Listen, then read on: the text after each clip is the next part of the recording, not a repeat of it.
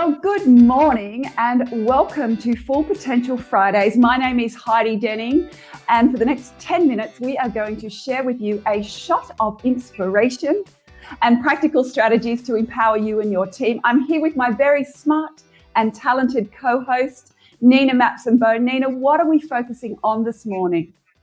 Good morning, Heidi. I'm so excited to be here. Today, we are talking about how to attract and retain potential team members, or as we like to call it in the recruitment industry, when every candidate is a purple squirrel, because no such thing exists, right? It's really this idea about finding the right person is one of the biggest challenges we're seeing. And yet actually in terms of creating great teams, it's one of the most important things that you can do. And it really is the thing that can help your team reach its full potential. So Heidi, have you seen some of those challenges in the organizations you work with? Absolutely, Nina. I think we can all agree getting the right person is absolutely crucial for an organisation. But not only does that have an impact on what they're being brought in to do for their specific role, but there's this ripple effect that impacts everybody in the team right across the organisation if you don't get the right person. Jim Collins has this wonderful book, Good to Great, and he talks about getting the right bum on the right seat. And I think that's what we're really talking about today, Nina. I'd love to hear from our audience if they've ever turned up to start a role and have known immediately that they are not in the right place. If we could have some comments about that, that would be terrific. But Nina, what's the first tip that you're going to give us? Because this is obviously a real area of your expertise. Yeah, it is. And I love that you've asked the audience that, because I've certainly had that experience in the past, Heidi, but I won't go into that now. But I think the first tip I would share with people is that it's really important to actually identify the real issues. Most people, when they're trying to hire, particularly if they can't find a person, they make the assumption that it's because the candidates are not of a high enough quality, or maybe there aren't enough candidates. They keep losing they want to somebody else. But actually, they haven't taken the time just to stop and reflect and think, what is actually causing the problem? And it might be that issue with candidates is a big challenge, but it might not be that at all, or that might not be your biggest challenge to solve. So it's really important first to take a moment to look internally and see if there are things internally that might be holding you back. And sometimes there are things that really need improving that are going to make a difference to whether you're appealing to people or not. Things like salary, like culture, like the leadership skill, the professional development, the organizational capability, the career path, location, flexibility. There's all of these things that can make a really big difference as to whether you're appealing to people or not. And some of those things you can change quickly. Some take longer to change. But at least if you know what you're dealing with, you can then kind of adapt your process to try and attract it properly. I'd love to hear from you, Heidi. And again, from our audience, our listeners, if you've got any comments in this, is there ever been a reason you've not applied for a role or not pursued a role because of one of those aspects? Well, I think I'm one of those people who are very hard to please, because I would want all of those things ticked. Is that allowed? I'm not sure. But I think for me personally, I hate staying stagnant. I'm always looking for ways that I can grow and develop. So, for me to understand that there is a pathway, that I'm going to be part of something that allows my skills to continue to improve, that I'm going to get experiences that actually push me a little bit, that put me out of my comfort zone so I can continue to learn and be better because of that. And I'd love to know from our audience which of those kind of aspects of a role is the most important one for them to be able to put their hand up for a job and say, yeah, I really want it because I know that organisation is going to tick that box for me. But Nina, back the question that's just come to my head is that if all those things are okay internally, if we do have them all ticked off, what then is the external things? What else do we need to look for when we're doing this process? Yeah, and I'm going to answer your question, but I just want to pick up on a point you made first there, which was about this. You want all of those things. One of the things that we see a lot, we've done a lot of work, as you know, on meaningful work and defining meaningful work. And we understand that work is meaningful for different people in different ways. And so, yes, all of those aspects are important, but which ones are more important to the types of people you're trying to attract is the piece that's key. So once you've got that right, yes, then you look at the kind of what's your process and how can you improve your hiring process. And I guess this is my second point, is that it's when we train, we actually run training sessions on this for our clients. We run half-day and full-day training sessions. And one of the pieces of feedback we get is that people are always blown away. They have no idea actually how nuanced and complex doing recruitment well is. It's often something that kind of people do as a bit of a sidebar to their day jobs. They've not necessarily had training in, or they haven't had it for a while. And there's actually 8 specific areas that you need to look at. And clearly in a 10-minute Full Potential Friday, we don't have time to go into all of those 8 areas. But what I would say is have a think about your process and have a think about, just pick 1 or 2 that you know could be improved and really look at that. So it might be, for example, your internal alignment. Is everybody internally actually on the same page about what you're looking for? Because sometimes you find that what Bob wants and what Catherine wants are not the same thing. And until you're actually on the same page about what the external person looks like, you're going to struggle to find them.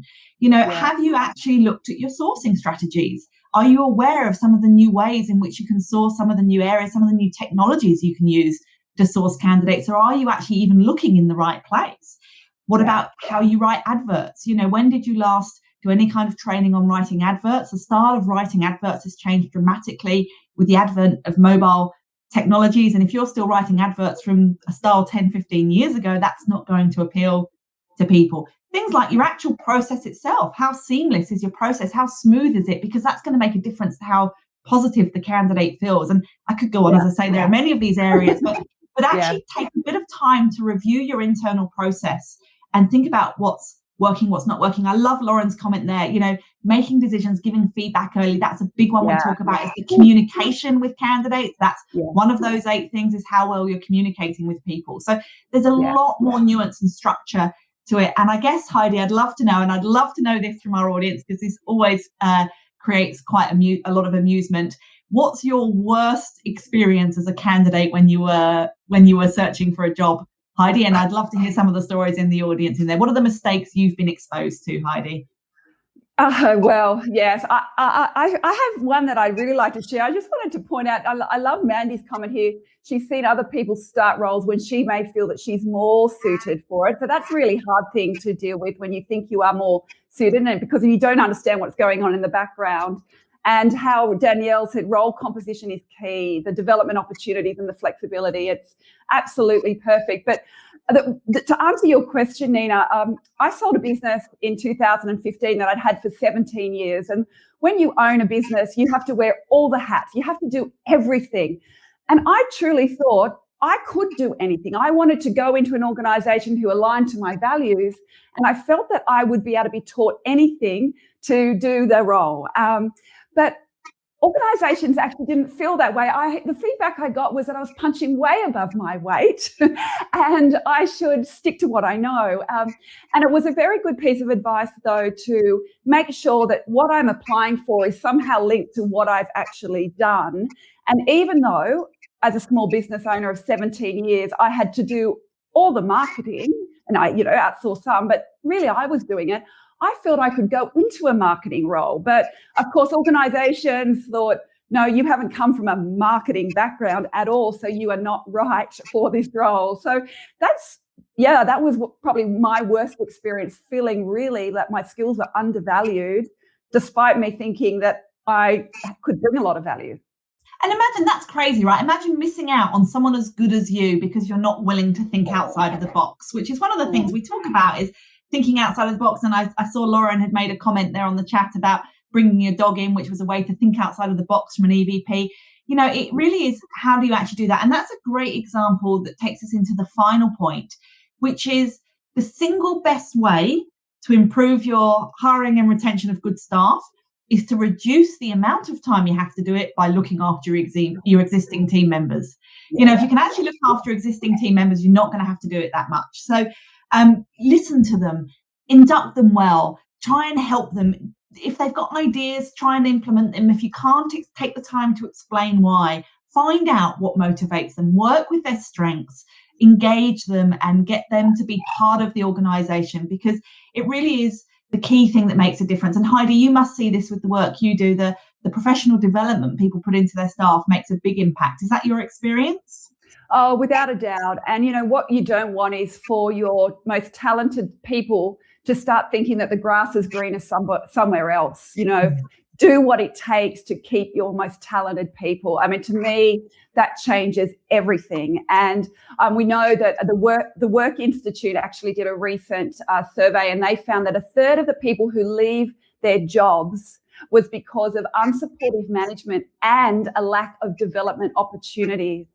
And I think, Nina, for that alone was one of the reasons that we've come together to create this full potential program, this training and development program, because for leaders and their teams to reach their full potential, there are a lot of pieces to the puzzle, right? And, when you and I can bring these two things together, that's when we know that we can really serve organizations to help them weave their way through what is a very tricky thing to be able to attract, of course, but really retain the best people. Would you agree? Yeah, quite right. And it really is, in summary, it's about getting and then keeping the right people is one of the best ways to kind of create that full potential, both for an individual and for a team. So really putting the time to be proactive. I think that it's just put the time in to be proactive so that you can see the improvement in that area. So over to you, Heidi, to close us off for today. Yeah, thank you, everybody. And thank you for all the amazing comments. We've got lots of people obviously very interested in this topic. But we will be back in a few weeks. We're coming back after Easter for our next topic, which is called Stress and Stillness Equals Team Performance. So we'd love to see you there. In the meantime, if you would like to see if your team is reaching their full potential, we have a very quick, free online scorecard that you can do or have a look at the full suite of training and development programs that Nina and I are offering to organizations, bringing together our combined skills so we can help you to get your team to reach their full potential. But that's all for now, Nina. Have a wonderful afternoon. You too, Heidi. Thanks, everyone. Bye-bye.